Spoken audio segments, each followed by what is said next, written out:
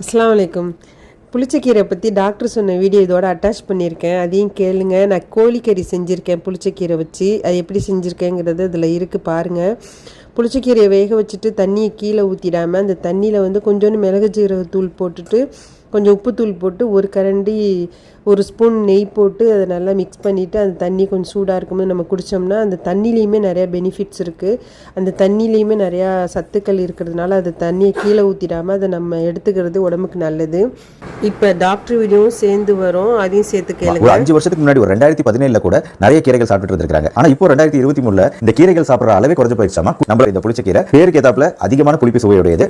என்னன்னா இதோட புளிப்பு சுவை எந்த மண்ணில் விளையுதோ புளிப்பு அதிகமாக இருக்கலாம். அது எது எப்படி இருந்தாலும் இந்த புளிச்சக்கீரையை நம்ம சமைச்சு சாப்பிட்றோம் அப்படின்னா கண்டிப்பா அதுல புளி சேர்க்கக்கூடாது. ஏன்னா இந்த கீரையோட புளிப்பும் நாம சேர்க்கக்கூடிய புளிப்பு சேர்ந்து எந்த டிஷ்ஷுமே சரியா வராது. மற்ற புளிச்சக்கீரையோட பயன்கள் என்னன்னு பாத்தீங்கன்னா இதுல மிக அதிகமான இரும்பு சத்து இருக்குங்க. இந்த இரும்பு சத்துங்கிறது குறிப்பா பெண்களுக்கு மிக மிக தேவை. ஏன்னா அவங்களுக்கு அந்த ஹீமோகுளோபின் எப்பவுமே குறையுது. ரெண்டாவது விஷயம், நம்ம எலும்புகளோட உறுதித்தன்மைக்கு மிக மிக முக்கியம். கால்சியம், பாஸ்பரஸ், மெக்னீசியம் போன்ற பல்வேறு மினரல்கள், தாது உப்புக்கள் மிக அதிகமாக புளிச்சக்கீரையில இருக்கு. சோ அதனால வயதானவங்க கூட எலும்புகளோட உறுதித்தன்மைக்காக வாரம் 2 முறையாவது 100 கிராம் அளவுக்கு புளிச்சக்கீரையை அவங்க உணவுல சேர்த்துக்கிறது மிக மிக முக்கியம். சர்க்கரை வியாதி இருந்தாலும் சரி, ரத்த கொதிப்பு இருந்தாலும் சரி, அதை பத்தி கவலைப்படாதீங்க, புளிச்சக்கீரையை கண்டிப்பா சேர்த்துக்கங்க. மூணாவது விஷயம், புளிச்சக்கீரையில வைட்டமின் சி, ஆன்டி ஆக்சிடென்ட் சத்துக்கள் அதிகம், அஸ்கார்பிக் ஆசிட் அதிகம். சோ இந்த வைட்டமின் சி நம்ம உடம்போட எதிர்ப்பு சக்திக்கு மிக மிக முக்கியம். அதனால ஈவன் சளி பிடிச்சிருந்தா கூட காய்ச்சல் குறைஞ்சி காய்ச்சல் இருந்து ரெக்கவரி ஆகுறீங்க, மீண்டு வரீங்க அப்படின்னா இந்த மாதிரி சமயங்கள்லையும் கூட நீங்க புளிச்சக்கீரையை எடுத்துக்கலாம். சளி பிடிச்சிருக்கும் போது கூட புளிச்சக்கீரையை எடுத்துக்கலாம். ஏன்னா இது நம்ம உடம்போட எதிர்ப்பு சக்தியை அதிகரிக்கக்கூடிய ஒரு கீரை. அதனால தாராளமா சேர்த்துக்கங்க. நாலாவது நன்மை, வைட்டமின் B6 அப்படிங்கிற வைட்டமின் புளிச்சக்கீரையில மிக மிக அதிகம். நம்ம உடம்புல ஹோமோசிஸ்டின் அளவுகள் எப்பவுமே குறைவா இருக்கணும். அந்த ஹோமோசிஸ்டின் அளவுகள் குறைவா இருக்கிறதுக்கு புளிச்சக்கீரையில இருக்கக்கூடிய வைட்டமின் B6 ரொம்ப உதவும்.